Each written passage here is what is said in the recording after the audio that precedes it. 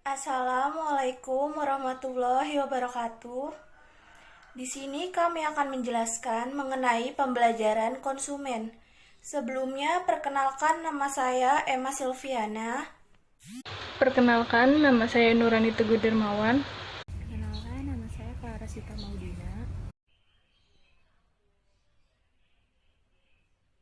Pembelajaran konsumen. Definisi pembelajaran konsumen menurut Sifman dan Kanuk 2000. Dari perspektif pemasaran, proses belajar konsumen dapat diartikan sebagai sebuah proses di mana seseorang memperoleh pengetahuan dan pengalaman, pembelian dan konsumsi yang akan ia terapkan pada perilaku yang terkait di masa datang.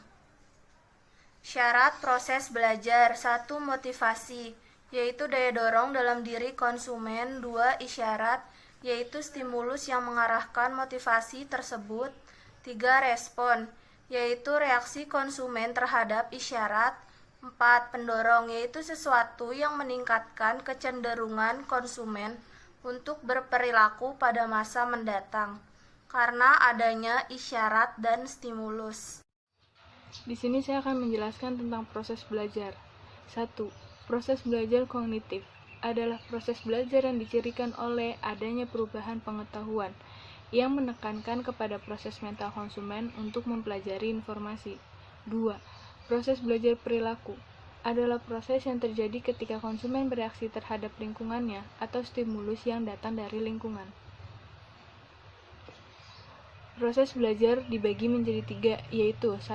Proses belajar pengondisian klasik atau classical conditioning. A. Rangsangan mutlak, yaitu rangsangan yang menimbulkan sebuah tanggapan. B. Tanggapan mutlak, yaitu tanggapan yang ditimbulkan oleh rangsangan mutlak. C. Rangsangan bersyarat, yaitu rangsangan netral sebelumnya yang mengambil beberapa sifat rangsangan mutlak jika dipasangkan dengan sesuai. D. Tanggapan bersyarat, tanggapan yang ditimbulkan oleh rangsangan masyarakat. E. Pelacakan isyarat, yaitu kemampuan penggambaran perhatian dari rangsangan mutlak dan bersyarat.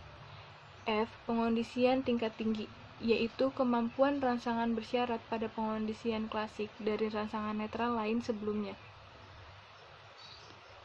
Ada 3 konsep utama yang diturunkan dalam proses belajar pengondisian klasik, yaitu 1. Pengulangan. Proses penyampaian pesan kepada konsumen berulang kali dengan frekuensi yang berkali-kali. 3. Generalisasi stimulus. Kemampuan seorang konsumen untuk bereaksi terhadap stimulus yang relatif berbeda. 3. Diskriminasi stimulus, yaitu lawan kata dari generasi stimulus. Jadi di dalam proses belajar instrumental atau operation conditioning, proses belajar yang terjadi pada diri konsumen menerima imbalan yang positif atau negatif.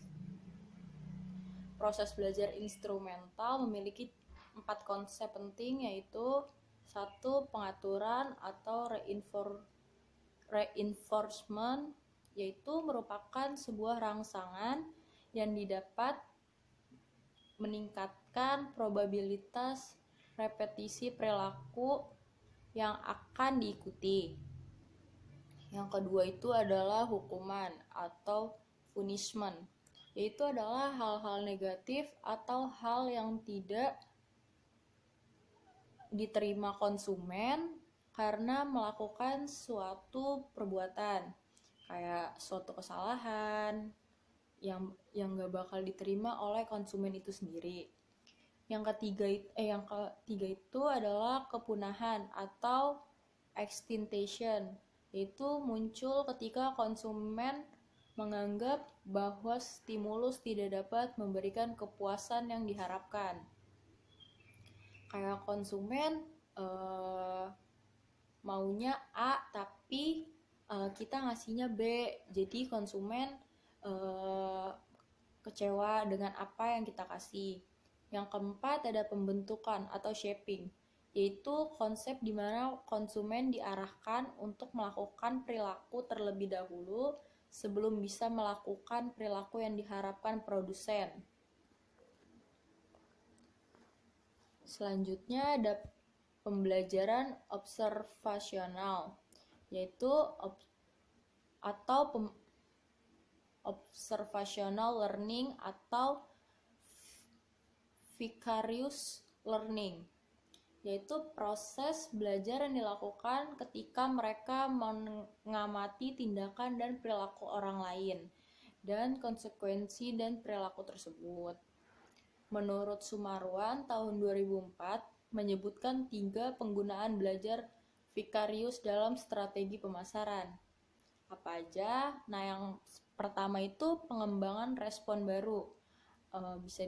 Ini tuh bisa disebut juga kayak model ini digunakan untuk memperkenalkan berbagai penggunaan produk baru yang selama ini belum terpikirkan oleh konsumen. Jadi kita membuat suatu ide yang konsumen gak akan mikir kalau kita bakalan ngebuat itu. Terus yang kedua itu ada mencegah respon yang tidak dihendaki.